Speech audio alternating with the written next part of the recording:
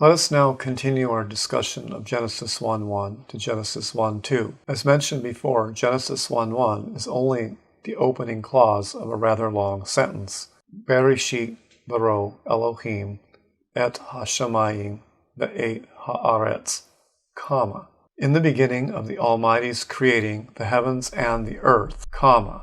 The opening word of verse 2 is ve'haaretz. This wav here is called a wav conjunctive because it has a schwa under it, also because it's attached to a noun phrase and not a verb. Ve'haaretz. And you can see the schwa sound pronounced here. The significance of the wav conjunctive is that it does not move time in the narrative forward. The time frame is the same. In other words, it's just describing a situation that was happening at the time in the introductory clause. This is why many translations, including the Rashi translation I read to you, translate this word when. That's to clarify that it means at the same time as the previous clause. So we will make that correction now. When the earth was. That should clarify what the meaning of the wav conjunctive is here. We will see a bit later that there is a contrasting wa consecutive that moves the time frame forward, and it has a slightly different sense than the wav conjunctive. This is very important for chronology. Hayata is properly in the perfect, so we will change it to a perfect form. There we go. Had been. Tohu wavohu. These words sound alike and they are similar in meaning. In fact, they are almost synonymous. If one does a word study on them, one will find that the meaning not and nothing makes more sense in most of the context and also here too. Formless implies something that already exists but has no form. Void implies something that's empty, like something that already exists but has empty spots. That's not what this is saying.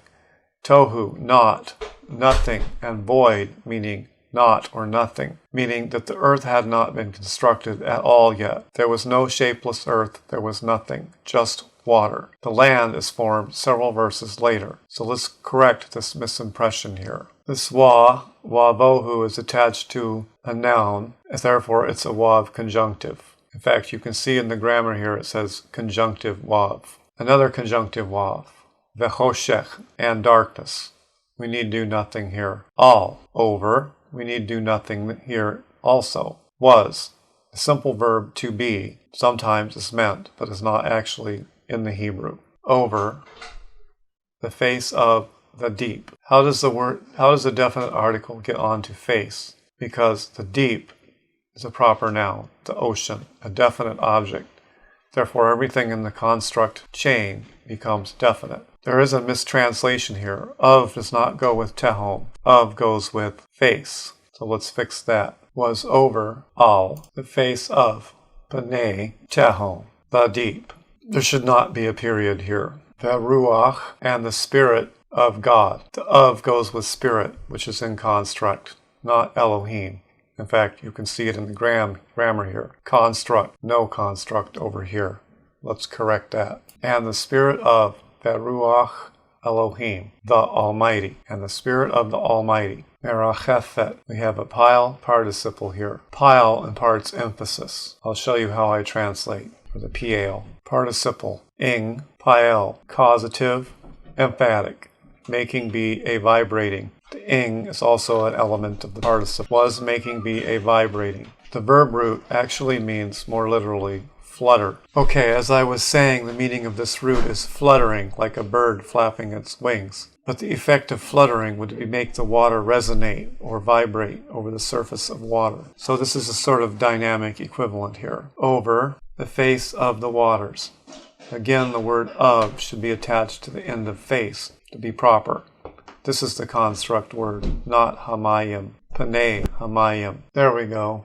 The face of the waters. Panei hamayim. Let's read over what we've got. In the beginning of the Almighty's creating the heavens and the earth, when the earth had been naught and nothing, and darkness was over the face of the deep, and the Spirit of the Almighty was making be a vibrating over the face of the waters. Still in an introductory clause. So we should have a comma here. We should have no accent mark here ending the verse, nor should we have a verse ender. Okay, so I removed the markings here. the face of the waters. And now in verse 3, we come to the Wav consecutive. Consecutive, that's how it's indicated here in the grammatical code. The Wav consecutive moves time forward, and it's not equivalent to the English word and. It's equivalent to the English word then. Literally, also, the imperfect here is equivalent to an English present tense or future tense, and not to the past tense. So let's fix that. Then says, Wayomer, then says, Elohim, the Almighty, Yahi, let there be light, or let there be light. Yahi or, literally a form of the imperfect with a modal to it. May there be light, or there should be light, in a more imperative type of sense, called jussive. Again, we have a Wav consecutive. Vayahi, then there is. Again, the imperfect is more literally in a present tense mode. Then there is. There should in fact be a period here, because this ends our long clause from Genesis 1:1. Then says the Almighty, let there be light, period. Then there is light. This again is a Wav consecutive. It moves time forward. First he says, let there be light, then there is light. Let's go back to the beginning of the passage. In the beginning of the Almighty's creating the heavens and the earth, when the earth had been naught and nothing, and darkness was over the face of the deep, and the Spirit of the Almighty was making be a vibrating over the face of the waters. Then says the Almighty, let there be light. Then there is light.